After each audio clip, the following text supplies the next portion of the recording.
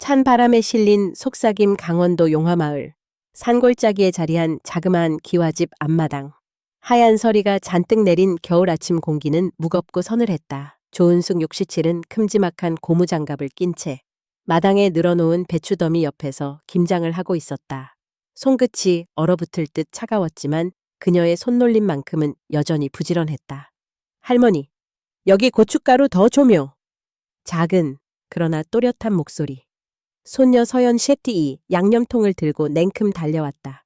할머니의 주름진 이마에 손등으로 흘러내리는 땀방울을 닦아주며 말했다. 이제 진짜 겨울이 오려나 봐요. 배추도 엄청 차가워요. 은숙은 쓴웃음을 지으며 속을 버무렸다. 그래도 추울 때 하는 김치가 제일 맛있단다. 옛날엔 이렇게 온 가족이 둘러앉아 김장하는 재미가 있었는데 말이지. 그 옆에서 은숙의 딸 유미, 40대가 날카로운 눈초리로 둘을 지켜봤다. 엄마, 잡담 그만하고 손 좀 빨리 놀려요. 오늘 배추 다 못하면 다 망치는 거예요.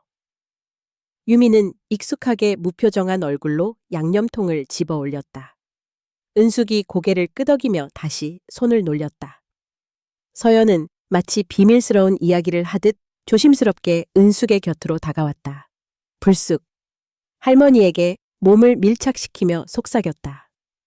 할머니, 여기 계속 있으면 안 돼요. 김장 끝나고 나면 할머니 이 집에 못 살 수도 있어요. 은숙은 갑작스러운 손녀의 속삭임에 손에 쥔 배추를 떨어뜨렸다. 뭐라고?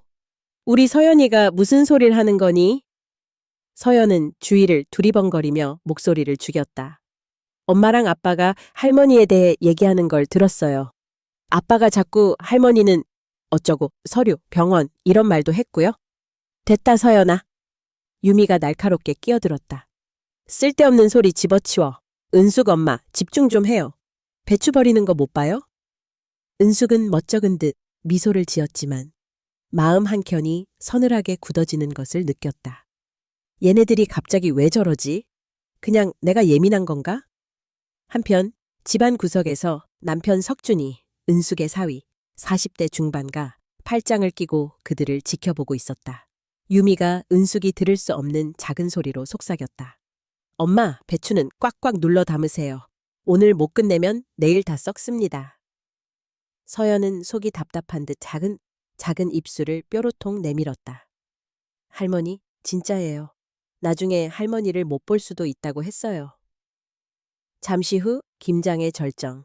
뜨거운 김이 피어오르는 미지근한 배추더미 사이에서 가족들은 묘하게 어색한 침묵을 지켰다. 유미. 엄마, 요즘 웬일인지 물건도 막 잃어버리시더니 오늘은 김장도 느리네요. 은숙. 나이 먹어서 그렇지 뭐. 하하. 네, 어릴 땐 더 느렸을걸? 유미. 얼굴을 찡그리며. 웃기지 말아요. 오늘 제대로 못하면 다 책임지세요. 석준이 슬며시 다가와 유미의 귀에 무언가를 속삭였다. 서류 얘기는 김장 끝나고 사람 없을 때 하자. 실수하지 마. 유미는 짧게 고개를 끄덕였다. 은숙은 그 대화를 눈치챘지만 표정을 감추며 고개를 숙였다. 서연이 살짝 울먹였다. 할머니, 나 할머니랑 계속 살고 싶은데. 은숙이 아이를 안으며 위로했다. 서연아, 할머니는 어디 안 가. 우리 서연이랑 평생 같이 있을 거야. 하지만 마음속에는 차가운 파문이 퍼져갔다. 잠깐의 휴식 시간, 유미가 도마를 닦으며 목소리를 낮췄다. 엄마, 멍청하게 아무것도 모르고 있네. 이번 기회에 다 끝내자고. 석준, 서류는 내가 준비할 테니 엄마가 멍청하게 굴도록 유도해. 오늘 밤에 은행도 슬쩍 건드려 놓을 거니까. 유미, 이렇게 살아서 뭐해. 집도 넘기고 요양원 보내는 게 낫지. 바깥에서 은숙은 그 말들을 희미하게 들은 듯 안 들은 듯 계속해서 배추를 눌러 담기 시작했다. 그녀의 손끝이 덜덜 떨렸다. 내가 병에라도 걸린 걸까? 아니면 진짜 이 집에서 쫓겨나는 건가? 김장 마지막, 가족들이 둘러앉아 저녁을 먹는 자리. 석준이 일부러 옆에서 쿡쿡 찌르듯 말했다. 엄마, 요즘 기억 잘 나세요? 우리 집 비밀번호도 자꾸 까먹으시던데. 은숙, 아이 참, 내가 치매 걸린 것도 아니고 조롱하지 마라 좀. 유미 비웃으며 짧게 한마디. 그래요? 그럼 내일부터 집안일, 소일거리 다 맡아보실래요? 은숙, 내가 평생을 이 집에서 살아왔는데 갑자기 이런 소리를 들으니 참, 서연이 앞에서 왜 이러니? 석준 숟가락을 확 내려놓으며 솔직히 말해서 엄마 이제 예전 같지 않아요. 틈만 나면 물건도 잃어버리고 김치도 맛이 없어. 요즘 우리도 스트레스야. 모르는 사람이 들으면 엄마가 꼭 집안에 불씨가 되는 것 같잖아요. 서연은 무섭다는 듯 울먹였고 유미는 차갑게 마무리했다. 할머니, 나중에 울지 말아요. 다 엄마가 결정 잘못해서 그런 거예요. 그날 밤 은숙은 방에 홀로 앉아 떨리는 한숨을 내쉬었다. 노안이 온 눈에 창밖에 눈꽃이 어렴풋이 스며들었다. 세상이 이렇게 차가웠던가. 내가 뭘 잘못했길래 내 딸, 내 사위, 내 가족이. 갑자기 문틈 너머로 서연이 얼굴이 조심스럽게 들이밀렸다. 할머니, 오늘 밤 무서우면 제 방 오세요. 나중에 진짜 할머니를 못 볼까봐 걱정돼요. 은숙은 서연을 꼭 껴안고 속삭이듯 말했다. 괜찮아, 우리 서연이. 할머니 아무 데도 안 가. 절대. 그러나 창밖을 스치는 겨울바람이 마치 무언가 검은 그림자가 서서히 들이우는 것처럼 느껴졌다. 이상한 징후들 이른 아침, 은숙은 허리 통증에 겨우 일어났다. 가뜩이나 새벽엔 잠까지 설쳤기에 몸이 평소보다 더 무거웠다. 상습적으로 단단히 챙겨두던 작은 손가방이 눈에 띄지 않아 집안을 두리번거렸다. 틀림없이 어제 여기 두었던 건데. 서랍 앞에 무릎을 꿇고 미친 듯이 뒤진 끝에 그녀는 모서리에 구겨진 지갑을 발견했다. 그런데 안에는 있던 100만 원짜리 100만 원짜리 용돈 봉투가 온데간데 없었다. 이럴 리가 없는데. 불안에 휩싸여 있는데 방문이 쾅 열렸다. 유미가 불같이 들어오며 짜증 섞인 목소리로 외쳤다. 도대체 집을 어떻게 관리하면 이래요? 엄마, 또 돈 잃어버렸다고 난리인 거 아니죠? 은숙이 당황해서 변명했다. 아니야, 그냥 위치가 바뀐 것 같아서. 근데 혹시 네가... 유미는 말 끊기 전에 날카롭게 소리쳤다. 아, 또 시작이다. 엄마, 제발 이제 맡기세요. 아까도 안방 여기저기 뒤지고 다시 찾던데 그렇게 불안하면 차라리 내게 다 맡기는 게 낫겠어요. 은숙은 고개를 떨어뜨리며 아무 말도 덧붙이지 못했다. 점심 무렵 가스레인지에서 희미한 냄새가 풍겼다. 은숙은 반사적으로 부엌으로 뛰어가 불을 점검했다. 불판엔 남아있는 김치전, 가스불이 아주 약하게 켜져 있었다. 이거 내가 분명히 껐던 건데. 그때 석준이 곧장 달려 들어왔다. 이게 뭐예요? 집 태울 일 있어요? 그 옆에서 유미는 두 손으로 머리를 감싸주며 한숨을 쉬었다. 진짜 못 살아. 엄마, 나가서 쉬고 있어요. 부엌엔 얼씬도 마요. 내가 알아서 할 테니까. 서연은 멀찍이서 불안해하는 눈초리로 할머니를 바라봤다. 은숙이 서연을 불러 진심으로 물었다. 서연아, 혹시 이 불 네가 켠 거니? 아니면 엄마가? 서연은 눈을 동그랗게 뜨며 고개를 저었다. 아니에요. 저도 무서워서 부엌 근처도 안 갔어요. 석준이 은숙을 노려보며 말하였다. 이러니 사람들이 엄마 정신 이상한 줄 알아요. 요즘 뉴스 보면 노인 치매가 제일 무섭다더니. 유미는 한 숟갈 더 떠서 심하게 집요하게 쏘았다. 엄마, 이럴 땐 차라리 요양원 가는 게 낫지 않겠어요? 혼자 두고 나중에 다 같이 불행해지느니. 은숙은 침묵했다. 평생 집을 지키며 가족을 생각했던 자신이 이토록 못 믿어온 존재가 된 건가. 밤이면 자꾸만 의심과 불안, 그리고 슬픔이 교차했다. 그날 저녁 유미 부부는 거실에서 무언가를 열심히 이야기했다. 사실상 다 들리도록 큰 목소리였다. 유미. 증세가 점점 심해져요. 이제는 일상생활도 힘든 것 같던데? 석준. 내일 동사무소에 문의 넣자고. 진짜로 혼자 놔두면 위험해. 지난번에도 작은 사고 낼 뻔했잖아. 유미. 서류 준비 잘 해놨어요? 엄마 사인 필요하면 내가 받아볼게. 은숙은 장롱 안에 숨어 듣고 있었다. 심장이 미친 듯이 뛰었다. 내가 진짜 이렇게 정신이 이상해진 걸까? 아니지. 뭔가 이상해. 밤, 옆방에서 서연이 살며시 문을 두드렸다. 할머니, 무서워요. 엄마 아빠가 자꾸 할머니가 못 살게 군다고 해요. 근데 난 할머니가 그런 분 아닌 거 알아요. 은숙은 서연을 다정하게 품으며 말했다. 괜찮아, 서연아. 이 집은 네 엄마도 어릴 땐 정말 사랑이 가득했거든. 무서워하지 마. 그러나 속으로는 두려움과 분노, 수치심이 한꺼번에 치밀었다. 내 딸은 대체 왜 이러는 걸까? 남편 없이 나 혼자 지켜온 이 집에서 내 딸이 날 이렇게 모욕해도 되는 거야? 이튿날 동네 시장에서 가까운 친구 정희를 만난 은숙은 슬쩍 고민을 털어놓았다. 정희야, 요즘 집에 있으면 이상한 일이 자꾸 많아. 내 물건도, 돈도, 위치가 자꾸 바뀌고. 정희는 걱정스러운 눈으로 은숙을 바라보며 물었다. 설마 유미가? 모르겠어. 내가 진짜 치매가 온 건지, 아니면 뭔가 잘못 돌아가는 건지, 가끔 내 정신이 혼미해질 때도 있어서. 정희는 잠시 고민하다가 은숙의 두 손을 꼭 잡았다. 그래도 정신 차려. 누구보다 네가 너 자신을 잘 알아야 해. 절대 쉽사리 넘기지 마. 아프거나 힘들 땐 꼭 나한테 연락해. 은숙은 친구의 손을 꽉 잡으며 억지로 웃음을 지었다. 그러나 집에 돌아오자마자 불안감은 다시 고개를 들었다. 다음 날 저녁 집안 구석구석에 이상한 쪽지들이 붙어 있었다. 냉장고 위에는 음식 상하기 전에 꼭 확인. 현관문에는 외출할 때 문단속 절대 잊지 말기. 가스레인지 위엔 진한 빨간색으로 가스 밸브 잠그기라는 종이까지. 은숙이 고개를 흔들며 종이들을 떼고 있는데 유미가 부엌으로 들어오며 소리를 질렀다. 왜 다 떼요? 엄마, 다 엄마 안전을 위해서 붙여놓은 거예요.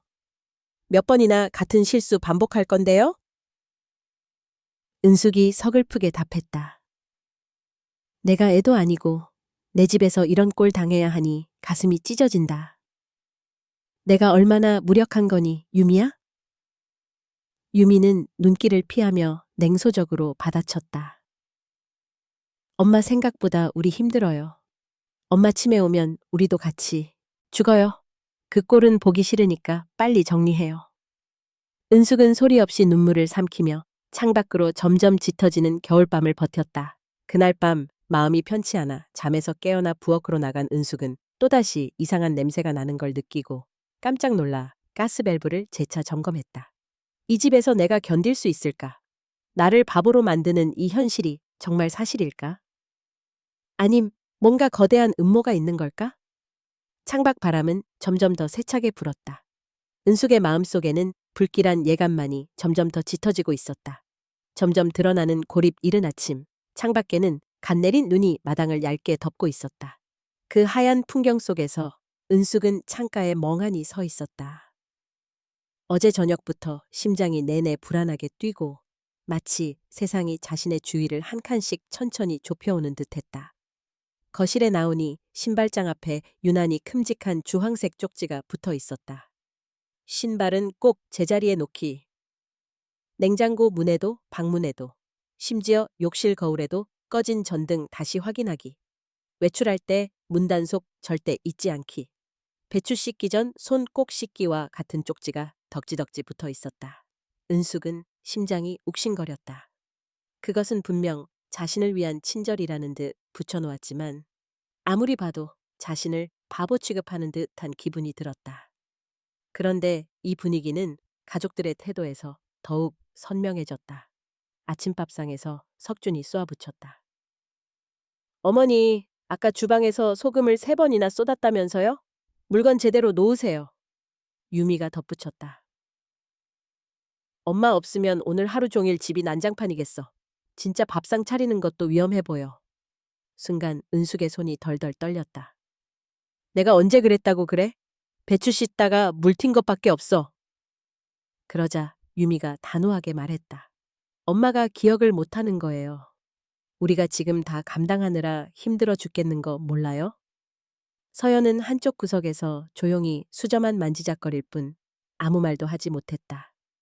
손녀마저 눈치를 보고 있었다. 유미와 석주는 은숙 몰래 따로 대화하는 일이 부쩍 잦아졌다.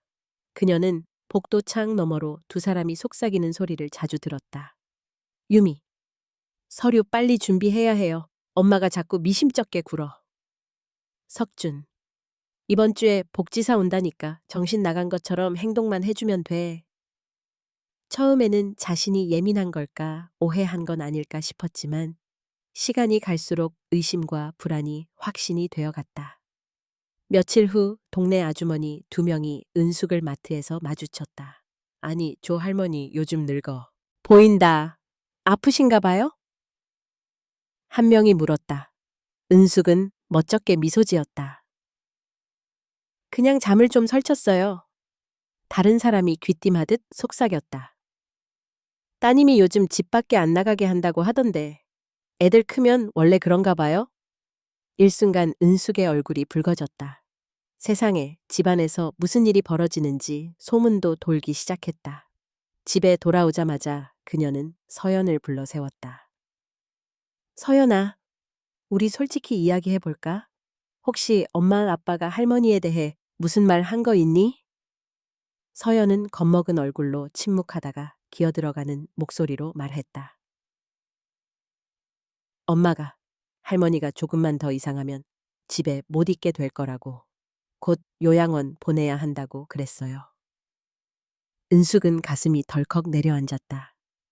그래? 서연아, 할머니가 나쁜 짓 한 적 있니?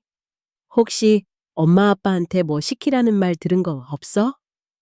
서연은 두 눈에 눈물이 고여 고개를 저었다. 그 순간 누군가 문을 쾅 열었다. 서연! 여기서 뭐 해? 숙제나 하지 않고! 유미가 들어오더니 은숙을 노려봤다. 또 애한테 엄한 얘기한 거예요? 제 딸 앞에서 불안한 이야기 하지 말라고 했죠? 은숙은 기가 막혀 할 말을 더듬었다. 너무 심한 거 아니냐? 이 집에서 내가 뭘 그렇게 잘못했니? 유미는 차갑게 외쳤다. 엄마가 요즘 점점 위험해지니까 그래요. 우리가 다 챙기지 않으면 삽이 안 돼요. 인정 좀 하세요. 분위기가 순식간에 얼어붙었다. 은숙은 모멸감과 분노가 한꺼번에 치밀어 오르는 걸 간신히 참았다. 서연은 더 이상 참지 못하고 울먹였다. 엄마, 할머니한테 너무해! 하지만 유미는 가차없었다. 이제부터 서연이랑도 멀리하세요. 혼자서도 위험하니까 방에만 계시던가 해요. 은숙은 방으로 들어가 쓰러지듯 누웠다. 등 뒤로 문이 쾅 닫히는 소리에 심장이 또다시 내려앉았다. 이렇게 외로울 수가 있나? 방 한켠에서는 익숙했던 가족 사진마저 낯설게만 느껴졌다. 그날 밤 집안은 유독 조용했다. 은숙이 방불 끄고 누워있자 서연이 몰래 늘 실눈을 뜨고 방문 너머로 할머니 방을 쳐다보고 있었다. 할머니, 괜찮아요? 은숙이 힘겹게 미소 지으며 답했다. 응, 걱정 마. 할머니 아무 데도 안 갈 거야. 하지만 어둠 속에서 구석구석 침울하게 퍼지는 소외감. 이제 자신의 공간조차 더 이상 안전하지 않았다. 갑자기 거실에서 유미와 석준의 격한 언성이 들리기 시작했다. 석준, 이젠 확실히 밀어붙여야 해. 할머니가 계속 있을수록 애도 힘들어져. 유미, 알아. 그냥 다음 달엔 정식으로 보호자 서류 만들자. 은숙은 현관문을 바라보았다. 이 집 어째서 점점 감옥처럼 느껴질까? 그리고 결심했다. 나보고 바보라 해도 좋다. 하지만 내 목소리를 더는 빼앗기지 않을 거야. 나 자신을 꼭 지켜야 해. 사진관과 낯선 청년 며칠 동안 집안 분위기는 눈더미처럼 더 차가워졌다. 은숙은 아무리 집안일을 해도 아무리 조심해도 딸 가족의 한숨과 눈총을 피할 수 없었다. 마치 자신이 더러운 먼지처럼 방 밖에 밀려나는 기분이었다. 그러던 어느 추운 오후, 은숙은 오래된 액자 속 남편의 사진을 꺼내 들었다. 빛이 바래고 유리창엔 금이가 있었다. 여보, 나 너무 힘들어. 예전엔 둘이서 같이 뭘 해도 든든했는데 지금은 내 편이 아무도 없는 것 같아. 은숙은 사진을 살살 닦으며 마음을 다잡았다. 사진관이라도 가서 액자 하나, 추억 하나라도 다시 깨끗하게 해놓자. 이렇게 버텨선 안 돼. 무언가 바꿔야 해. 눈을 헤치고 동네 중앙 골목 안쪽 오래된 사진관으로 발걸음을 옮겼다. 진흥 사진관 간판 밑에는 하얀 눈이 소복이 쌓여 있었고 문 안은 희미한 필름 냄새가 감돌았다. 어서 오세요.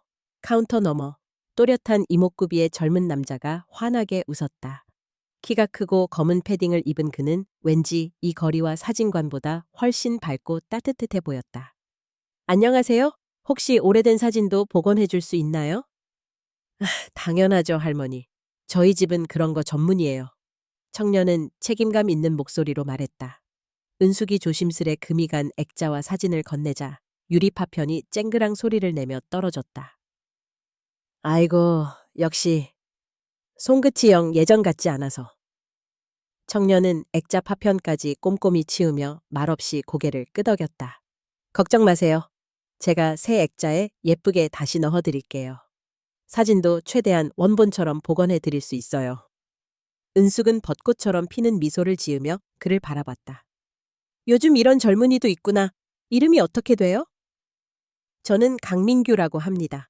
원래 서울에서 살다가 아버지 건강이 안 좋아져서 내려왔어요. 집안 사진관 이어받은 지는 얼마 안 됐고요. 민규는 일하는 내내 조용히 인내심 있게 할머니 이야기를 들어주었다. 근데 사실 아주 오래된 사진은 스캔하고 복구하는 과정에서 이야기가 담길 때가 많아요. 할머니, 이 사진? 가족분들 모두 소중한 추억이겠네요? 순간 은숙의 얼굴이 주름진 채로 굳었다. 소중하긴 하지. 하지만 요즘은 가족이 가족 같지가 않아서. 내 친딸도, 내 손녀도 전부 내 적이 된 것만 같아서 억울하고 두렵고. 민규는 사진을 놓고 천천히 말했다. 무슨 일 있으세요? 제가 원래 이런 말 잘 안 하지만 사진관에 오는 분들 중 고민 없는 분이 거의 없거든요. 최근에 내 딸, 내 사위가 나 몰래 뭔가 쏙닥거려.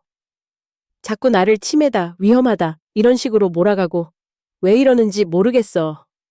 민규의 눈빛이 순간 진지해졌다. 혹시 할머니께 일부러 그런 일들이 일어나게 만든 건 아닌지 의심이 드세요? 은숙은 두 손으로 치마 자락을 쥐고 고개를 끄덕였다. 내가 무언가 자꾸 잃어버리고 물건이 없어지고 불이 켜져 있는 등 이상한 일이 너무 많아. 딸은 내가 미쳐간다고 자꾸 어른들 앞에서 말하는데 사실은 내 뒤에서 누가 날 함정에 빠뜨리는 것만 같아. 민규는 잠시 고민하더니 서랍에서 작은 장치를 하나 꺼내 보였다. 할머니, 요즘 이런 기계가 있어요. 진짜 작죠? 이게 바로 미니 카메라예요. 문 뒤에 거실 천장에 조심해서 하나씩만 붙여두면 아무도 모르거든요. 요즘 워낙 치매 노인 관련해서 가족 범죄가 사회 문제가 되다 보니 저도 한두 번 써드린 적이 있어요. 은숙은 깜짝 놀랐지만 곧 얼굴에서 결기가 드러났다. 나는 평생 남 속이지 않고 살았어.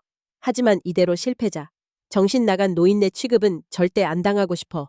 지금이라도 뭐라도 해야 해. 민규가 조용히 힘주어 말했다. 맞아요, 할머니. 가족이라고 무조건 참을 필요 없어요. 때로는 용기가 필요하고 또 증거가 필요해요. 혹시라도 도움 필요하시면 언제든 전화 주세요. 사진관 문 닫고서라도 찾아갈 수 있어요. 은숙은 코끝이 찡해졌다. 얼마 만에 누군가 자신을 순수하게 걱정해주는 따뜻한 말을 해주는 건지 몰랐다. 민규야, 고맙다. 나이 들어서 이런 말 너무 민망하지만 할머니 진짜 친구 한 명 얻은 것 같네. 민규는 환하게 웃으며 명함 하나를 내밀었다. 용기 내셔요. 앞으로 할머니가 진짜 가족이 누구인지 꼭 알게 되실 거예요. 은숙은 사진을 맡기고 주머니에 명함 하나를 꼭 쥔 채 다시 눈 내리는 길을 걸어 집으로 향했다. 그때 문득 사진관 현관문 유리에 비친 자신의 얼굴을 바라봤다. 나는 아직 끝나지 않았다. 절대로 빼앗기지 않으리. 그녀의 뒷모습이 겨울 저녁 햇살에 길게 늘어졌다. 그리고 그 순간 집안의 그늘 뒤에서 더 진한 어둠이 슬며시 웅크리고 있었다. 진실을 밝히다. 녹화의 시작, 끝이 없는 겨울밤. 은숙은 방 안깊숙이 숨겨둔 사진관 민규의 명함을 손으로 쥐고 있었다. 그 작은 명함 한 장이 어쩌면 자신의 인생을 지켜줄 마지막 동아줄이란 느낌이 들었다. 며칠 전 사진관에서 돌아온 뒤 그녀는 조심스럽게 각 방과 복도, 부엌 구석구석을 살폈다. 민규가 건넨 조그마한 미니카메라 2개를 손에 쥐고 조마조마하게 망설였다. 이거 들키면 더 큰일 나겠지. 아니야, 지금이 아니면 영영 내 억울함을 밝힐 기회가 없어. 이대로 이 집에서 내쫓기느니 차라리 다 잃어도 진실을 붙잡자. 밤중 유미와 석준의 인기척이 먼 데서 들렸다. 작은 불빛 하나만 켜둔 채 은숙은 손녀 서연을 은밀히 불렀다. 서연아, 이리 와봐. 할머니가 너한테만 부탁할 게 있어. 서연은 두근거리는 마음으로 고개를 끄덕였다. 엄마가 이쪽으로 오면 꼭 알려줘. 알겠지? 비밀 지켜야 해. 서연은 동그란 2눈에 진지함을 담았다. 네, 절대 아무한테도 안 말할게요. 할머니, 그냥 두면 안 돼요. 나도 도와줄게. 거실 장식장 위, 부엌 찬장 속, 그리고 방문을 살짝 열면 딱 보일 수 있는 전등 근처에 카메라를 하나씩 심었다. 손이 한없이 떨렸지만 앞으로 다가올 위험 앞에 용기를 내야만 했다. 그날 밤 은숙은 평소보다 일찍 불을 끄고 거실로 나와 거짓으로 트인 숨을 쉬었다. 머릿속에서는 온종일 불안과 긴장, 서러움과 분노가 교차했다. 이제 증거만 있으면 돼. 한 번만이라도 저 사람들이 진짜 어떤 사람들인지 직면해야 해. 다음 날 아침, 평소와 다를 것 없이 유미와 석준은 거실에서 조용히 모여 대화했다. 그러나 그들의 목소리는 차가웠고 거짓 친절 속에 숨겨진 경계와 탐욕이 뚜렷했다. 석준, 이제 모든 준비 끝났으니 애엄마가 오해 안 하게 분위기만 더 몰고 가. 유미, 알았어. 오늘은 엄마가 새벽에 혼자 돌아다닌 걸로 얘기하면 돼. 아무리 아니라고 해도 우길 수 없을 거야. 은숙은 몰래 모니터를 켜고 땀을 훔쳤다. 아니라니까. 내가 멀쩡한데 왜 날 미친 사람 취급하는 거지? 석준은 노골적으로 말했다. 엄마한테 좀 더 자극을 줘. 오늘 저녁엔 돈 얘기도 슬쩍 꺼내고. 그날 오후 사건이 터졌다. 은숙의 서랍에 넣어둔 현금 봉투가 흔적 없이 사라졌고 유미가 고함을 쳤다. 이게 뭐야? 엄마, 이것 또 어디다 숨겼어? 당신이 옛날부터 이래서 우리 힘들게 하는 거잖아. 은숙은 놀라 2손을 흔들며 변명했다. 나도 몰라. 분명 여기 뒀는데. 내 정신이 나간 것도 아닌데 왜 자꾸 이런 일이. 그러나 석준이 냉혹하게 소리쳤다. 이게 바로 증거야. 사람들 앞에선 멀쩡한 척하면서 집안에서는 도둑질이나 하고 정신이 오락가락해서 감당이 안 돼요. 유미는 또박또박 말을 이어갔다. 엄마, 이 집에서 더 이상 우리랑 못 살아. 내일 당장 동사무소 가서 상담하고 할머니 보호 조치 신청할 거야. 서연은 울먹이며 유미의 옆에서 애원했다. 엄마, 할머니, 그런 분 아니야. 진짜 아니야. 하지만 유미는 무섭게 서연의 어깨를 밀쳤다. 너도 엄마 말 잘 들어. 헛소리 그만하고 방에 들어가 있어. 온 집이 얼어붙은 듯 침묵했다. 이윽고 밤이 깊어졌다. 은숙은 온몸이 떨리는 가운데 컴퓨터에 연결된 녹화 파일을 확인했다. 심장이 미친 듯이 뛰었다. 거실 한켠 어둠 속에서 들리는 목소리. 유미, 이 집도 엄마 계좌도 이제 다 우리 거지. 우리 인생 망치지 마. 내가 더 이상 참을 수가 없어. 석준, 딱 한 번만 더 사고 치면 바로 내쫓아. 요양원 보내면 끝이야. 경찰이든 뭐든 우리한텐 다 증거가 있어. 은숙은 들리는 대로 온몸을 떨었고 2 주먹을 불끈 쥐었다. 정말 이럴 수가 있나? 피부티가 어떻게. 눈물이 와락 쏟아졌다. 젖은 손바닥으로 얼굴을 문지르며 치를 떨었다. 이젠 끝이다. 더 이상 누구의 동정도 참회도 기대하지 않는다. 나도 이제 싸운다. 설령 이 집에서 내쳐진다 해도 마지막까지 내 명예와 내 삶을 지킬 거야. 잠시 뒤 문 밖에서 유미의 날선 고성이 터졌다. 어두운 데서 또 뭘 꾸미고 있어요? 엄마, 이상한 짓 하지 말고 나가서 자요. 은숙은 방 문 너머 손녀의 흐느낌을 들었다. 조용히 혼잣말을 하며 빈 무릎 위 떨리는 손으로 민규의 명함을 또 한 번 쓸어내렸다.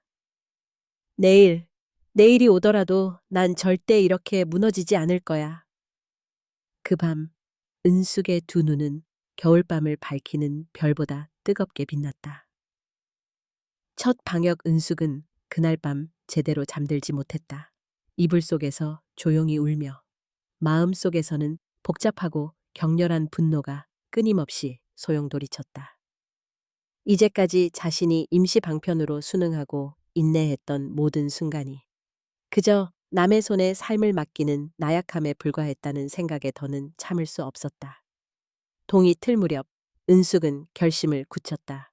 침대에서 일어나 조심스럽게 손녀 서연을 자신의 방으로 불렀다.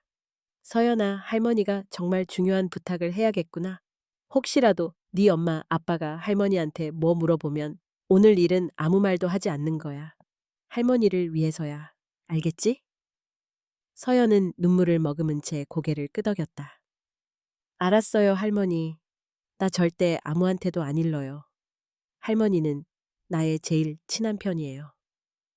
은숙은 가슴이 따뜻해지는 동시에 비장한 의지가 생겼다. 아침을 먹는 동안 유미와 석주는 평소와 다름없이 냉랭했다. 마치 은숙을 투명인간 취급하듯 불필요한 대화는 철저히 생략했지만 식탁 위에는 눈에 띄게 뜬금없는 신경질이 떠돌았다. 식사가 끝나자마자 은숙은 핸드폰을 들어 민규에게 전화를 걸었다. 민규야, 할머니야. 혹시 녹화된 영상 파일 좀 받아볼 수 있을까? 그리고 혹시 내가 혹시라도 무슨 일 당하면 주변 어른들에게 꼭 전달해 줄 수 있겠니? 민규는 단호한 목소리로 대답했다. 네, 할머니 걱정 마세요. 저 오늘 오후에 친한 마을 어른 두 분이랑 같이 증인 역할도 도와드릴 수 있어요. 할머니 편에 설 사람이 많아요. 마음이 조금 놓인 은숙은 점심 무렵 일부러 마을에 나가 주변 아주머니들과 평소보다 더 적극적으로 인사를 나눴다. 몇몇은 수군거리듯 걱정스러운 표정으로 중얼거렸다. 요즘 애들 부모님을 뭘로 보는 건지 조 할머니 조심해요. 세상 너무 각박해졌어요. 은숙은 그 말이 오히려 힘이 됐다. 내가 증인을 만들고 이 억울함을 세상에 밝히는 순간이 곧 온다. 오후 집에서는 석준이 평소처럼 짜증이 가득한 얼굴로 장롱을 뒤져봤다. 현금 봉투가 또 없네. 도대체 왜 이래요, 엄마? 집안에 남의 물건은 손대지 말라고 했잖아요. 유미는 팔짱을 끼고 한숨을 푹 쉬더니 일부러 동네방네 들리게 소리쳤다. 다음 주부터 엄마 방은 매일 뒤질 거예요. 안 되겠어. 정신이 이렇게 오락가락해서는 은숙은 맞서지 않고 조용히 말을 삼켰다. 그러나 곧 더 이상은 참지 못한 듯 자리에서 벌떡 일어섰다. 네가 그렇게 무시할 엄마니? 네가 나를 어떻게 여기길래 가족이란 이름으로 이토록 모욕할 수 있니? 석준이 화를 내며 맞섰다. 도대체 뭘 잘했다고? 모든 게 엄마 때문에 이 사람 저 사람까지 힘들어지는 거잖아요? 유미도 거들어 소리를 높였다. 현실 좀 인정해요. 엄마도 이제 우리 말에 따라야 할 때가 됐어요. 서연은 할머니 옆에 바짝 다가와 떨리는 목소리로 말했다. 엄마, 할머니 너무 힘들게 하지 마. 할머니는 아무 잘못 없잖아. 그 한마디에 유미는 순간 자제심을 잃고 서연의 뺨을 세게 때렸다. 넌 아직 아무것도 몰라. 방에 들어가. 순간 울음을 터뜨린 서연을 보고 은숙은 더 이상 참고만 있을 수 없다는 것을 깨달았다. 좋다. 다들 들어. 나는 더 이상 과거의 순한 엄마나 할머니가 아니야. 이 집의 진짜 주인이 누군지, 누가 더러운 거짓말을 하고 있는지 다 보여줄 거다. 돌연 은숙은 손에 쥔 녹음기를 꺼내어 유미와 석준 앞에 내던졌다. 여기에 다 있어. 너희가 내 뒤에서 어떤 짓을 했는지 다 녹음됐다. 증인도 있을 거고 영상도 곧 사람들한테 보여질 거야. 유미와 석준은 질색하며 순간 얼어붙었다. 엄마, 이게 무슨 짓이에요? 가족 팔아서 자기 명예 하나 챙겨보겠다는 거예요? 그동안 우리가 얼마나 참았는데? 그러나 은숙은 냉정하게 대꾸했다. 누가 누구를 팔았는질 네 마음대로 말하지 마. 내 인권, 내 인생, 이제부터는 절대 양보 안 해, 다네. 앞으로 무슨 일이 일어나도 내가 끝까지 밝혀낼 테니 각오해. 그 순간 방문 너머에서 마을 어른 한 분이 슬그머니 들어왔다. 민규가 부탁해서 사건을 직접 두 눈으로 확인하러 온 이웃이었다. 은숙은 그 앞에서 떳떳하게 말하였다. 여러분, 이 집에 벌어진 모든 일 다 사실이에요. 저는 더 이상 아무 죄 없이 내쫓기지 않을 거예요. 영상 증거도 있고 거짓말은 이만 끝나야 합니다. 민규가 들고 온 카메라로 분위기는 한층 긴박해졌다. 조 할머니, 힘내세요.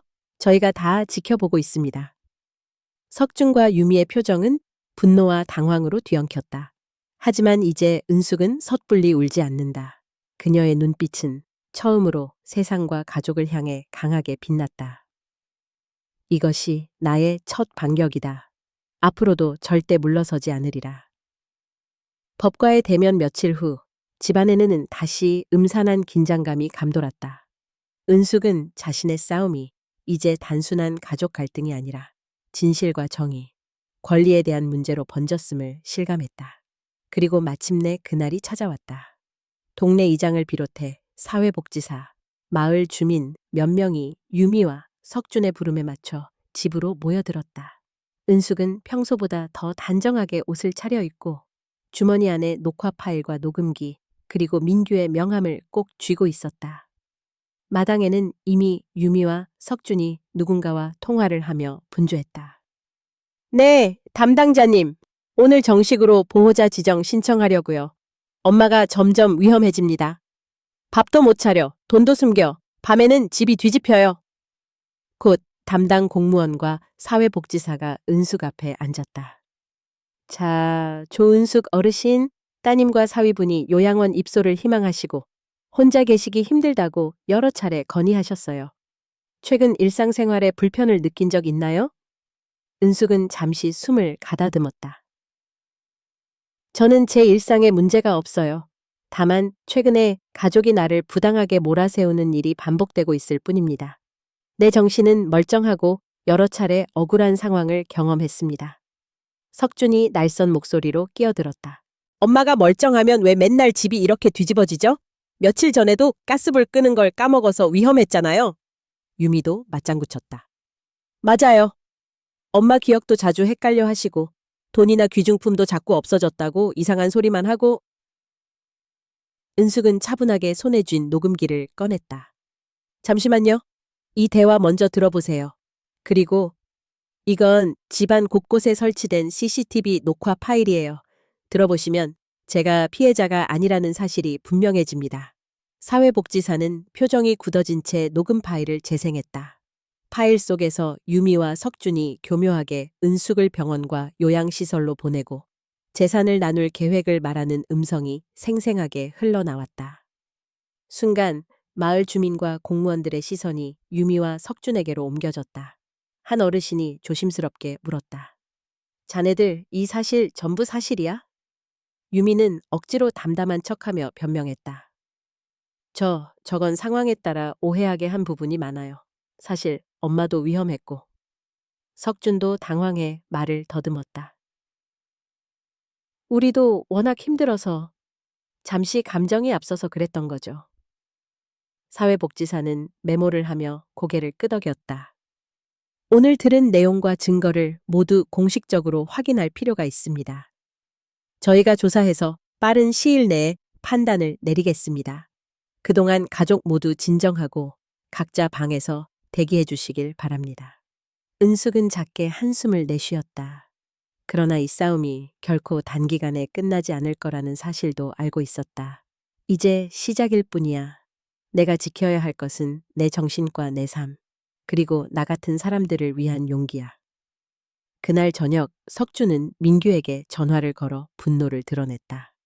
너 같은 게 뭔데 우리 가족사에 끼어들어? 다음에 또 지랄하면 가만 안 둘 줄 알아. 민규는 오히려 담담하게 답했다. 어르신을 도와드리는 게 잘못이라면 당당히 책임지겠습니다. 하지만 선을 넘는다면 그에 맞는 대가가 있다는 것 누구나 알아야죠. 민규의 당당한 태도는 은숙에게 큰 힘이 됐다.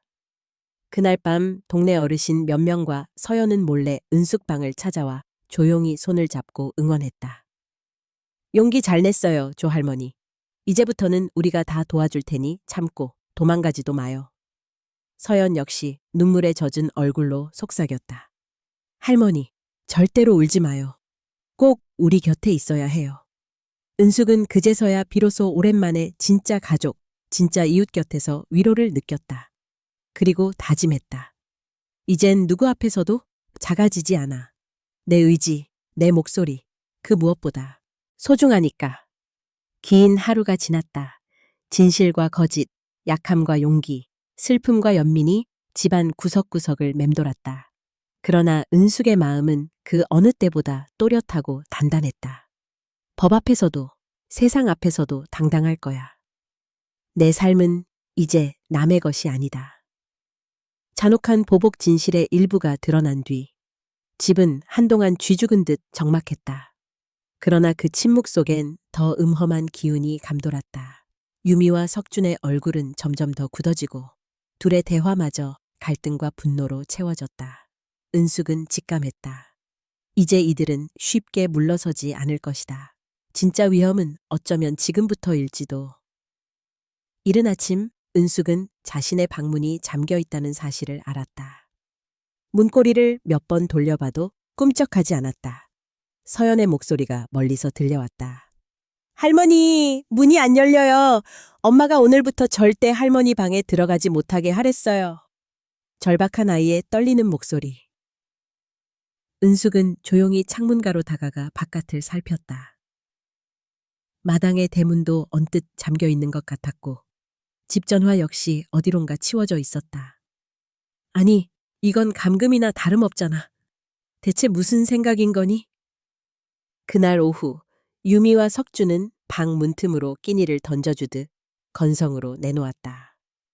엄마가 이 집에 더 머물면 이제 정말 우리 인생이 망가져요. 잠시만 참고 계셔요.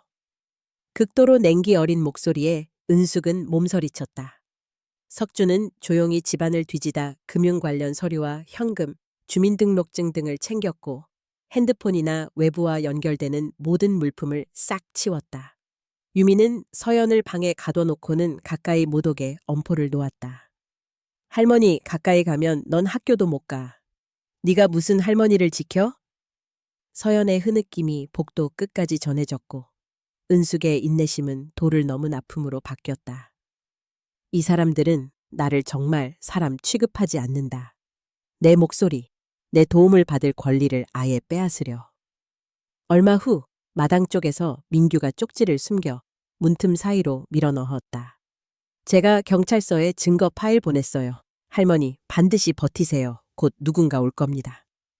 은숙은 그 손편지에 마지막 희망을 걸었다. 그러나 밤이 깊자 사태는 더 끔찍하게 돌아갔다. 석준이 현관 자물쇠를 모두 바꿨고 집안 전화를 몰래 끊어놓았다. 전기 또한 일부러 흔들리게 해 방안을 어둡게 조작했다. 은숙은 몇 차례 방문을 두드리고 목이 터져라 소리쳐봤다. 나 좀 풀어주면 안 되니? 여기가 내 집이야. 적어도 내 이야기는 들어야 하지 않니? 하지만 유미는 문 밖에서 냉담하게 말했다.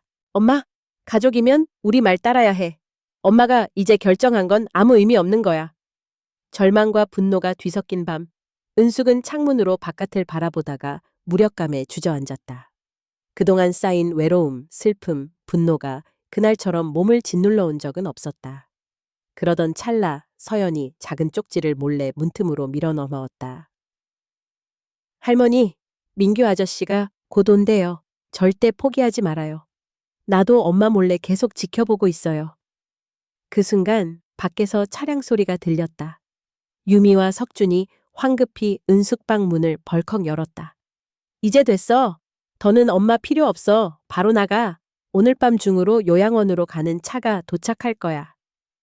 거칠게 팔을 끌려 집 밖으로 나가면서 은숙은 주위가 온통 캄캄하게 느껴졌다.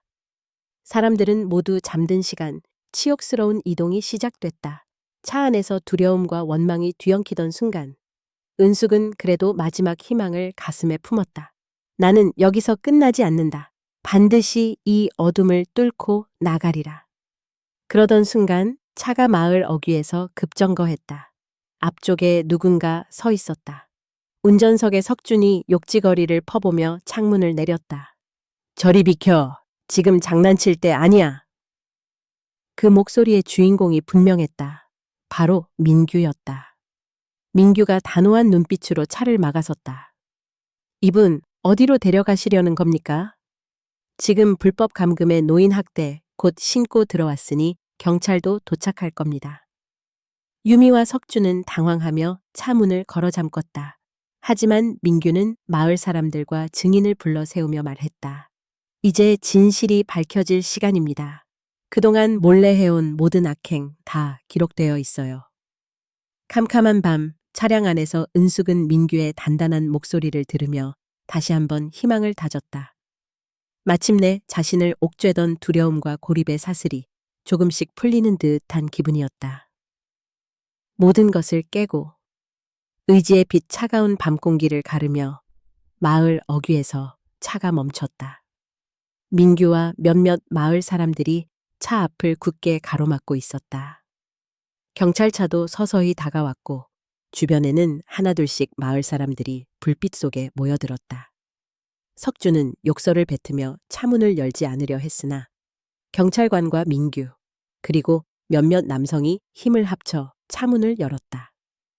차문이 열리는 순간 은숙의 얼굴이 붉은 눈시울과 흩어진 머리카락 속에서도 빛을 발했다. 경찰은 어수선한 현장 분위기 속에서도 침착하게 상황을 파악했다. 여기서 무슨 일이 벌어진 겁니까? 아무도 다치진 않았나요? 민규가 재빨리 나서서 말을 이었다. 이 어르신은 가족에 의해 불법 감금과 강제 이동을 당했습니다. 여기에 감시 카메라와 녹음 파일 등 명백한 증거가 있습니다. 그리고 마을 증인들도 모두 목격했죠.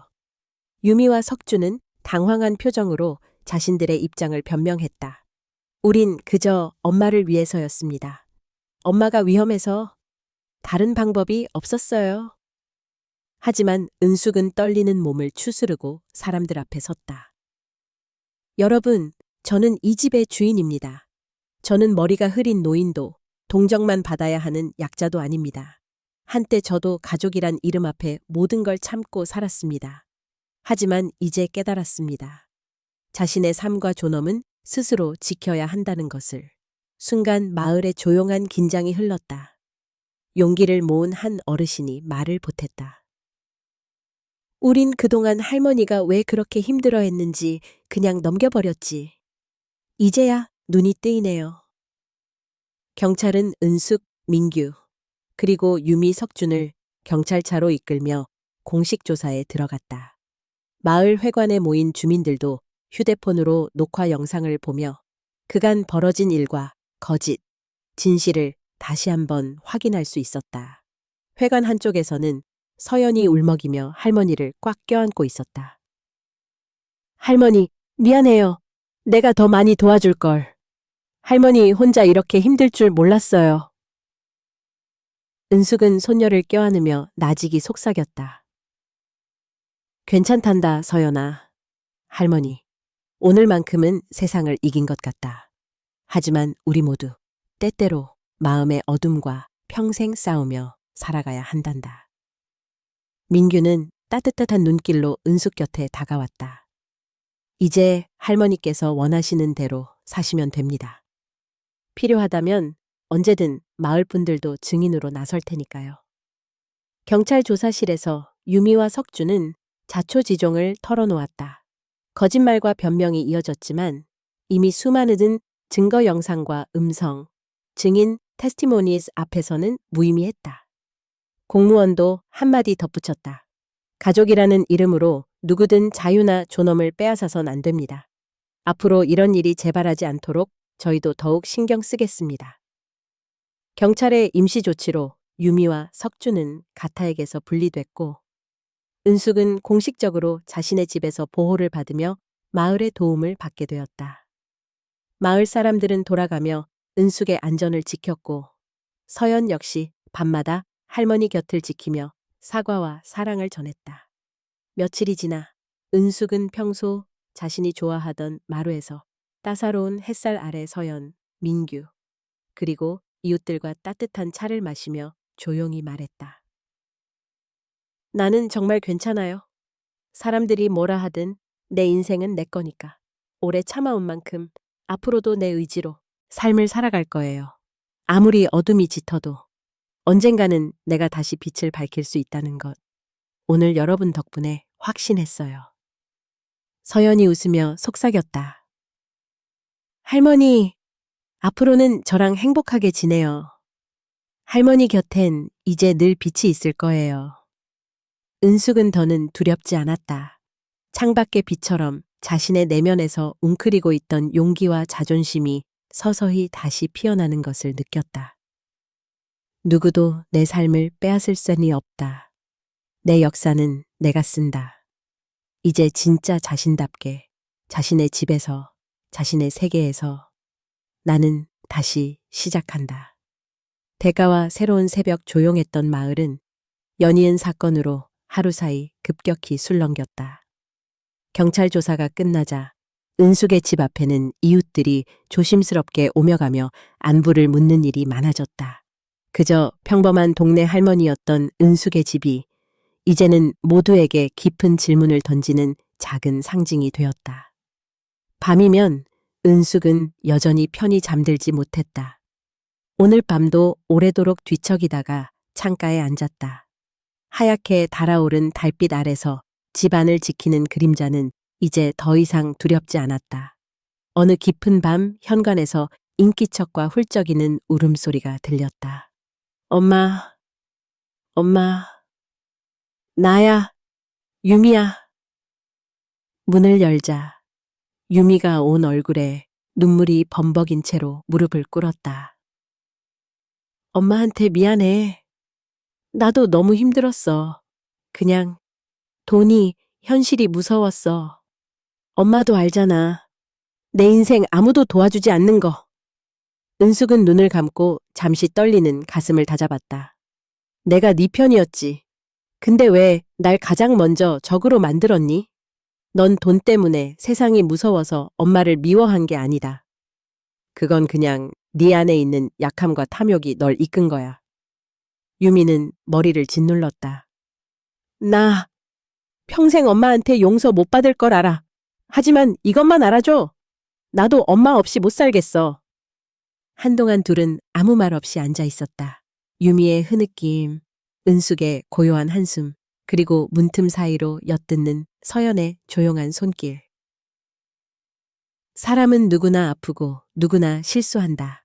하지만 다시는 그 아픔으로 누군가를 상처 주면 안 돼.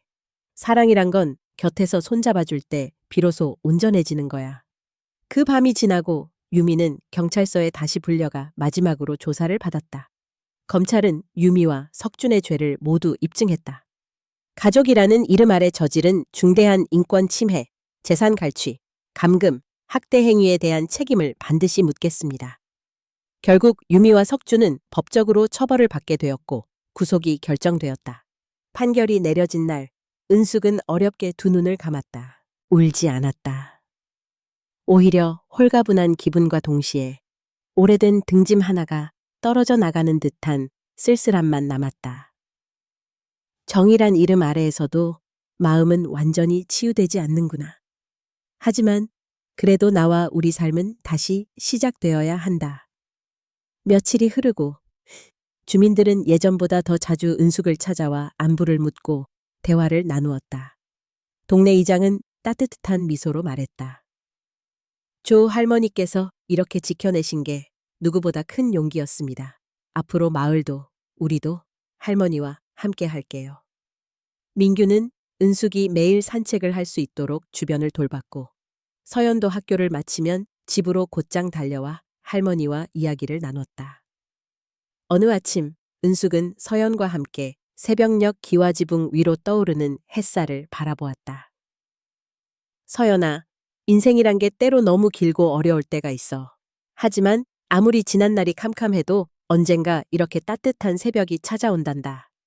서연이 고개를 들어 빛나는 눈동자로 속삭였다. 앞으로는 꼭 할머니 곁에서 지켜줄게요. 우리 가족 다시 행복할 거예요. 은숙은 살며시 미소를 지으며 서연의 이마에 손을 얹었다. 고맙다. 너도 이 마을 사람들도 그리고 새로 시작되는 오늘도. 그 무엇보다 소중하게 아껴야겠지. 햇빛은 마당 구석구석 환하게 퍼졌다. 은숙의 마음속에도 어둠과 상처를 모두 삼킨 후 남은 조용하고 단단한 희망이 아침을 따라 번져갔다. 문득 그녀는 자신에게 속삭였다. 인생이란 단 한 번만 어둠을 밀쳐냈다고 끝이 아니야. 나는 앞으로도 수없이 많은 밤을 건너겠지. 하지만 언제나 이렇게 새 희망으로 아침을 맞을 테니 오늘도 그리고 내일도 나답게 살아가리라. 가장 깊은 어둠 너머 새벽은 온다. 그리고 은숙은 자신의 이름으로, 자신의 힘으로 가장 온전한 아침을 맞이했다.